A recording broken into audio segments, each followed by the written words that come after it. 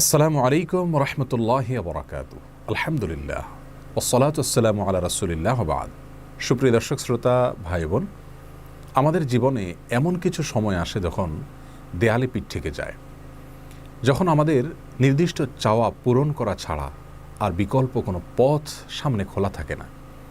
এ ধরনের পরিস্থিতিতে আল্লাহ রাব্বুল আলামিনের কাছে আমাদের মনের একান্ত কামনা বাসনাগুলোকে পূরণ করবার জন্য একটি বিশেষ পথ বাতলেছেন আমাদেরকে প্রিয় নবী সাল্লাল্লাহু আলাইহি ওয়াসাল্লাম, আর সেটি হলো ইসমে আযম। ইসমে আযম মানে হলো মহান নাম। আল্লাহ রাব্বুল আলামিনের এই ইসমে আযম তথা মহান নামের মাধ্যমে কোনো কিছু চাওয়া হলে তিনি সেটা পূরণ করেন। এই নামের মাধ্যমে আল্লাহকে ডাকা হলে তিনি সেটাকে সাড়া দেন। এ মর্মে নবী আলাইহিস সালামের অনেকগুলো হাদিস রয়েছে।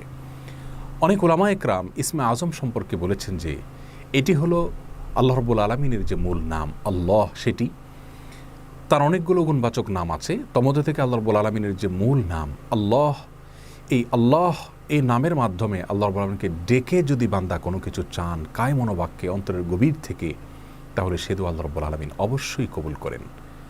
এজন্য কোনো কিছু আল্লাহ রাব্বুল আলামিনের কাছে চাওয়ার আগে যদি আল্লাহ বলে ডেকে ভালোবাসা থেকে, আস্থা থেকে, ভরসা থেকে, কায় মনোবাক্যে দীনতাহীনতার সাথে আল্লাহকে ডেকে যদি কেউ দোয়া করেন, তাহলে সে দোয়া আল্লাহ রাব্বুল আলামিন ফিরিয়ে দেন না।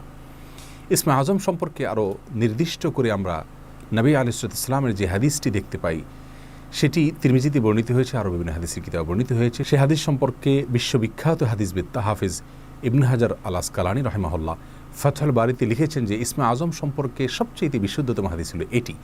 আর সেটি হলো এই যে বুরায়দা রাদিয়াল্লাহু আনহু বর্ণনা করেছেন, এক ব্যক্তি নামাজের মধ্যে একবার কিছু বাক্য বলে উঠলেন। নবী সাল্লাল্লাহু আলাইহি সাল্লাম তার কথাগুলো শুনলেন। তিনি বলে উঠলেন, আল্লাহুম্মা ইন্নী আসআলুকা বিআন্নী আশহাদু আন্নাকা আনতাল্লাহ লা ইলাহা ইল্লা আনত আল আহাদুস সামাদ আল্লাযী লাম ইয়ালিদ ওয়া লাম ইউলাদ ওয়া লাম ইয়াকুল লাহু কুফুয়ান আহাদ।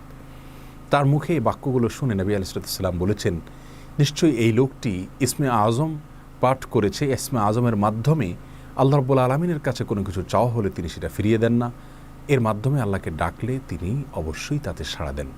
এই হাদিসের ভিত্তিতে অনেক মুহাদ্দিসিন একরাম বলেছেন এটি হলো সেই দোয়া যেটাকে ইসমে আযম বলা হয়, যার মাধ্যমে এটি পাঠ করার পর আল্লাহর কাছে কোনো কিছু পেশ করলে সেটাকে অবশ্যই আল্লাহ তাআলা পূরণ করেন।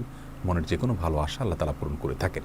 দোয়াটি আবারও বলছি, আল্লাহুম্মা ইন্নী আসআলুকা বিআন্নী আশহাদু আন্নাকা আনতাল্লাহ লা ইলাহা ইল্লা আনত আল আহাদুস সামাদ আল্লাযী লাম ইয়ালিদ ওয়া লাম ইউলাদ ওয়া লাম ইয়াকুল লাহু কুফুয়ান আহাদ। যার অর্থ হলো, হে আল্লাহ, আমি আপনার কাছে প্রার্থনা করছি এ মর্মে যে, এই জন্য যে, এই ভিত্তিতে যে আমি সাক্ষ্য দেই আপনি আল্লাহ, আপনি ছাড়া সত্যিকারের কোনো মাবুদ নেই, আপনি কারো মুখাপেক্ষী নন, আপনি একক, এবং আপনি কাউকে জন্ম দেননি, আপনাকেও কেউ জন্ম দেয়নি, এবং আপনার সমকক্ষ আর কেউ হতে পারে না।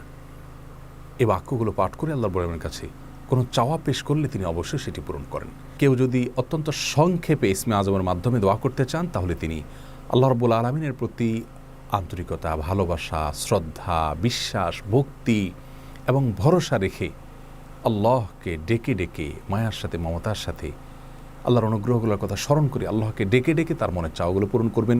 এটা হবে ইসমে আযমের সবচেয়ে ছোট ভার্সন। আর যদি কারোর হাতে সময় থাকে, তাহলে তিনি ইসমে আযমের যে দোয়াটি আমরা কথা বলেছি, আল্লাহুম্মা ইন্নী আসআলুকা বিআন্নী আশহাদু আন্নাকা আনতাল্লাহ লা ইলাহা ইল্লা আনত আল আহাদুস সামাদ আল্লাযী লাম ইয়ালিদ ওয়া লাম ইউলাদ ওয়া লাম ইয়াকুল লাহু কুফুয়ান আহাদ। এই দোয়াটা তিনি পাঠ করবেন, করে আল্লাহর কাছে তার চাওয়া পেশ করবেন। জীবনের কঠিন মুহূর্তগুলোতে বিশেষ করে এই ইসমে আযম পাঠ করে আল্লাহর বাবার কাছে দোয়া করব, সেটা অবশ্যই আল্লাহ তাআলা কবুল করবেন যদি দোয়ার মৌলিক শর্তগুলো আমরা পূরণ করে থাকি। হালাল বক্ষণ করা, কায় মনোবাক্যে দোয়া করা এবং দোয়ার ক্ষেত্রে আন্তরিকতা এবং ঐকান্তিকতা থাকা, এই বিষয়গুলোকে যদি খেয়াল করে আমরা দোয়া করি, ইনশাআল্লাহ বিইذনিল্লাহ আল্লাহ তাআলা আমাদের সে দোয়া পূরণ করবেন।